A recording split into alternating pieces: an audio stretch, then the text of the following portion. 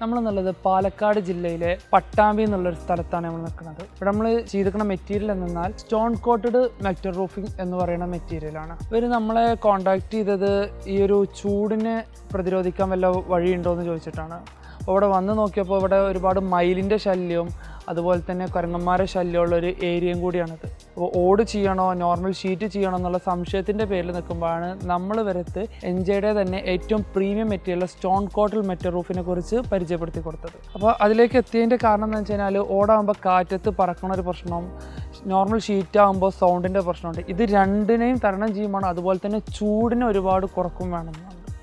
അപ്പോൾ അതിൻ്റെ ഒരു ഭാഗമായിട്ടാണ് നമ്മളിവിടെ സ്റ്റോൺ കോട്ടഡ് മെറ്റൽ റൂഫിംഗ് എന്നുള്ളത് ചെയ്തത്. ഇനി ഇവർ നമ്മളെ കോൺടാക്ട് ചെയ്തത് എങ്ങനെയെന്നൊരു കാരണം കൊണ്ടുണ്ട്. 7 വർഷം മുമ്പാണ് നമ്മൾ ഈ സൈറ്റിൽ ഷിംഗിൾസ് ചെയ്തത്.